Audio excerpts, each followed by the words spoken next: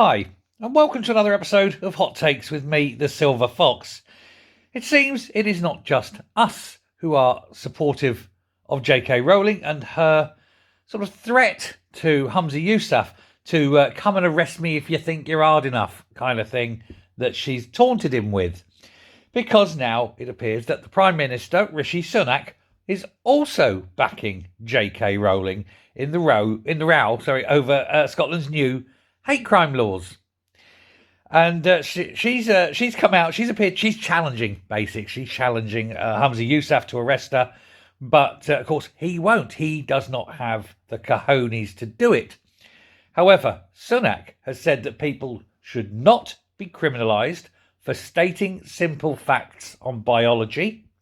And he backed her to the hilt in her criticism of these new Scottish hate laws.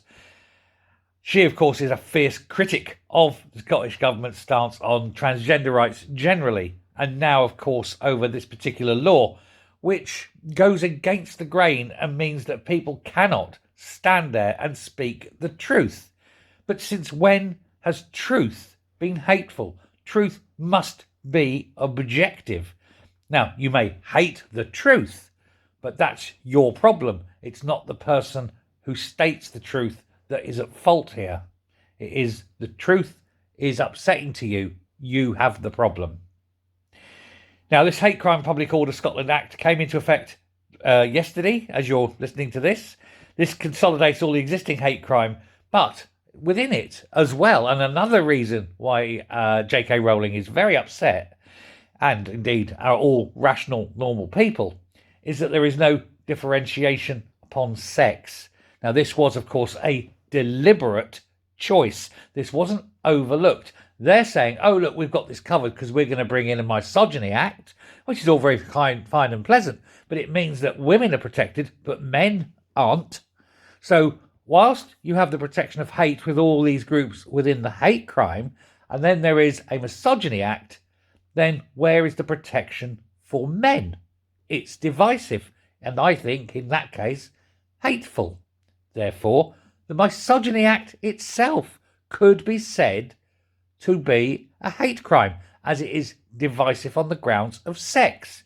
Surely it would be easier to have a definition where you may not attack someone for being the sex they are. That would cover both misogyny and androgyny. It covers both sexes. Now, obviously, and we all live in the real world, it's women predominantly who are on the back end of misogyny, of course.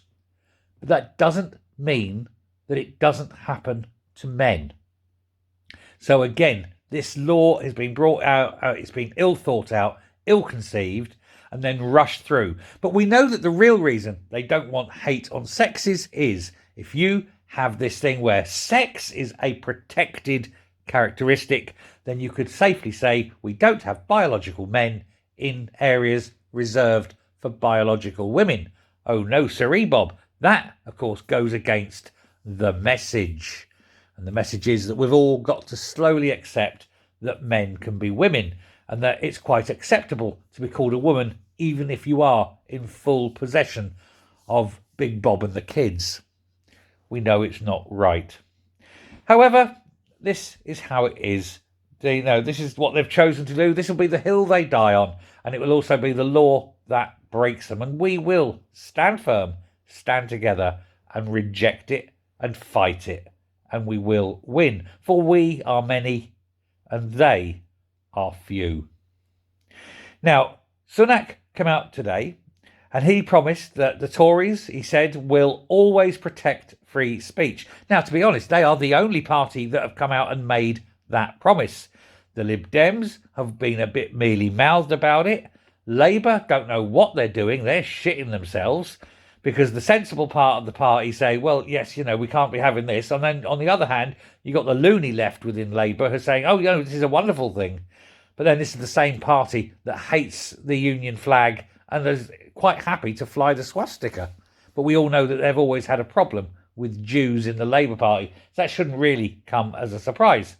So yes, that Rishi Sunak comes out and agrees with and sides with J.K. Rowling. Well, nobody is surprised at that. But he did come out, he did say that people, this is Rishi Sunak again, said that people should not be criminalised for stating simple facts.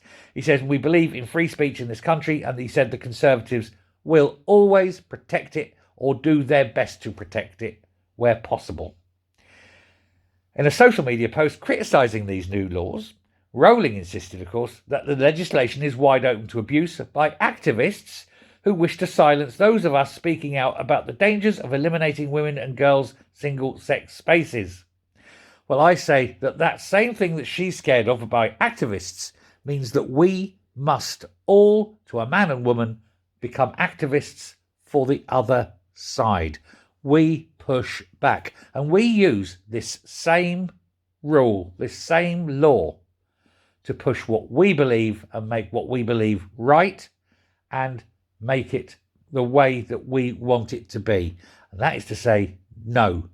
Humza Yousaf, your law is wrong. It is immoral, it is degenerate, and it is against human nature, and we reject it fully. And if we stand firm, we will win. Certainly, the police don't want it.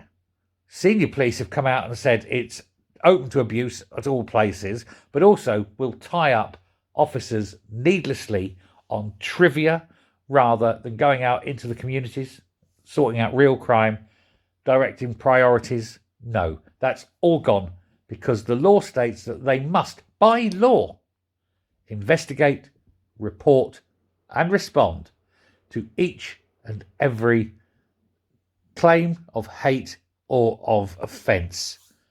So let's do it. Let's utilise this law. Let's stand with J.K. Rowling and let's show our complete and utter rejection of this. And we do so in the firm knowledge that when it's finally overturned, which it will be, we will have won and Humza Yousaf will have been terminally humiliated.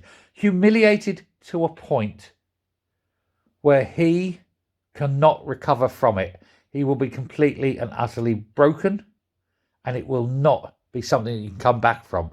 And with it, the SNP, and with that, and a complete breakdown of them, their final destruction, thanks to the complete bankruptcy of the party. We know they are, of course, morally bankrupt, but now we have the power. If we vote tactically for one election only, we can make them financially bankrupt too. And with it, we save the future, because if we don't stand on our feet, our children won't be able to. Ladies and gentlemen, stand firm, because we have to stand. Thank you very much for listening. Goodbye.